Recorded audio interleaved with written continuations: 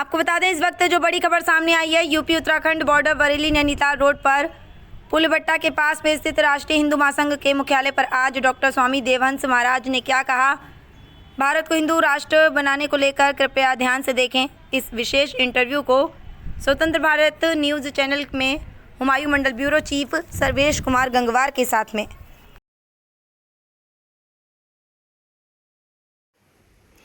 आज हमारे चैनल में उपस्थित हैं डॉक्टर स्वामी देवहंस महाराज जी, जो किसी परिचय के मोहताज नहीं है। गुरुजी आपका स्वागत है स्वतंत्र भारत न्यूज चैनल में। मैं सबसे पहले आपके स्वतंत्र भारत चैनल को धन्यवाद देना चाहता हूं और आपके जितने भी दर्शक हैं उन सबको बहुत बहुत धन्यवाद देना चाहता हूं। गुरुजी आपसे हम मात्र 2 सवाल जानना चाहेंगे।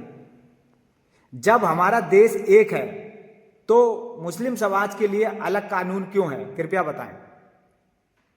ये हमारे देश की विडंबना है और इसे मैं बहुत बड़ा दुर्भाग्य भी बोलूँगा कि जिस तरह से जब हमारा देश के 2 हिस्से बंटवारे हो गए तो जिस तरह से उस टाइम गांधी परिवार ने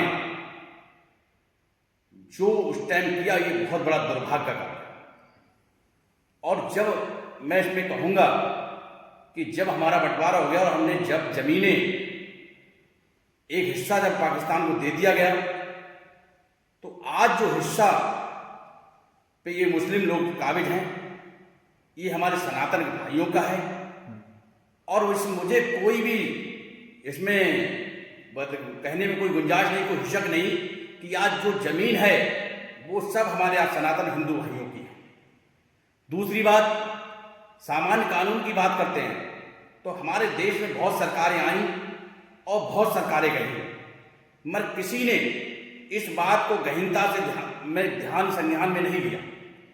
जो मुसलमान कहते हैं कि हम अपनी मर्जी से इस देश में रुके थे, तो मैं आज उनको कहना चाहता हूं उन्हें ना किसी ने मर्जी से रोका था और ना वो आज भी स्वतंत्र हैं पाकिस्तान जाने के लिए, क्योंकि आज जो हमारे देश में वो रह रहे हैं वो जमीन हमारी है, हमारे पुरखों की है। क्योंकि जब 2 भाइयों का बंटवारा हो जाता है तो अपनी अपनी जमीन पर रहना काबिल है।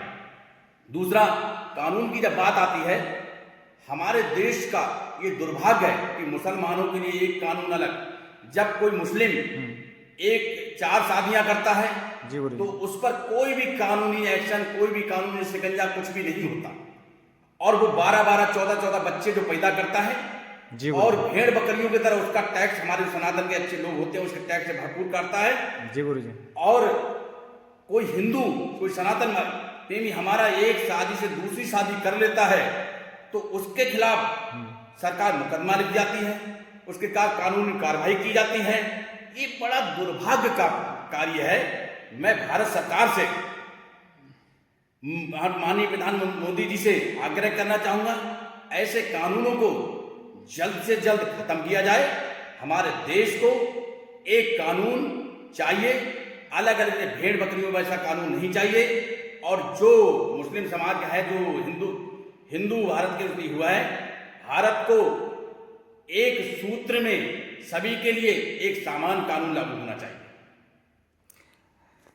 गुरुजी, धर्म के आधार पर जब देश एक है, उसके आधार पर बंटवारा हो गया तो हमारा हिंदू राष्ट्र अब तक देश घोषित क्यों नहीं हुआ?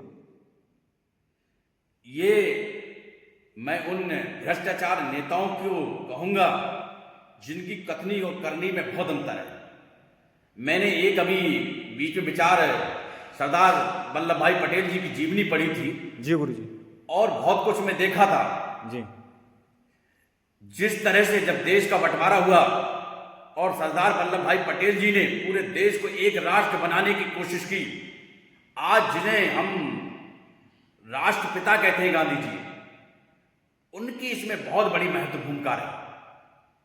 उनका जो रवैया था मुसलमानों के प्रति और हिंदुओं के प्रति और, जो हम गांधी जी को आज कहते हैं, मैं उनके विचारों से कहीं भी सहमत नहीं हूं। उनका जो सॉफ्ट कॉर्नर मुसलमानों के प्रति था, और उस टाइम जो पंडित जवाहरलाल नेहरू जिनका कॉर्नर भी सवाल मुसलमानों के प्रति था, आज हमारे पूरे देश में जो हिंदू राष्ट्र घोषित नहीं हुआ वो कहीं ना कहीं हमारी गांधी जी की कमजोरी थी क्योंकि जब जब सरदार वल्लभ भाई पटेल जी ने इसका विरोध किया, गांधी जी मुसलमानों के लिए अनशन पर बैठ जाते थे, मुसलमानों के फेवर में रहते थे।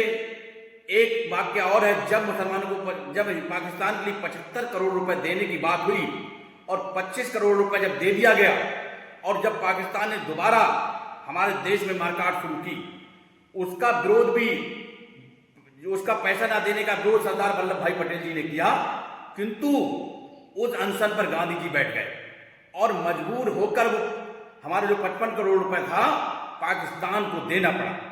इसका दुर्भाग्य यह है कि जो हम गांधी जी कहते हैं, जो लोग उनकी चर्चा करते हैं, आज जो देश की दुर्दशा है वो पंडित जवाहरलाल नेहरू की वजह से और महात्मा गांधी की वजह से।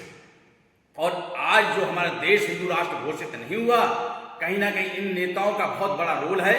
इनने जो रोल निभाया, आज उसका खामियाजा पूरा हमारा देश में जितने सनातन को मानने वाले हैं सब भुगत रहे हैं। और मैं भारत सरकार से गुजारिश करूंगा कि भारत को हिंदू राष्ट्र जल्दी से जल्दी घोषित कर देना चाहिए। नहीं, जिस तरह से जिहादियों की मानसिकता हमारे देश में बढ़ रही है, जिस तरह से गजवाए हिंद करने का उनका मंसूबा जो पूरा हो रहा है, जिस तरह से मुल्ला मौलानाओं का गजवा हिंद का जो मिशन चल रहा है, इससे हमारे देश में बहुत बड़ी अराजकता फैलाई जा रही है।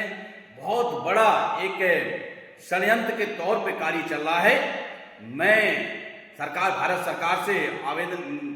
सरकार से अपनी दरखास्त करूंगा, भारत सरकार से, मोदी जी से बहुत जल्दी इसमें एक कोई नया कानून बनाया जाए कि भारत में जो डेमोग्राफी जगह गांव में बहुत मुस्लिम आबादी, जहां जहां मुस्लिम आबादी है वो बहुत तेजी से बदल रही है, उस पर भी गौर किया जाए और भारत को एक हिंदू राष्ट्र घोषित किया जाना बहुत जल्दी है। अगर भारत को हिंदू राष्ट्र घोषित नहीं किया गया तो आगे आने वाले समय में भारत की परिस्थितियां और भी बहुत भिन्न होगी और हमारे आने वाले पीढ़ियों के लिए ये बहुत ही दुखदायी है।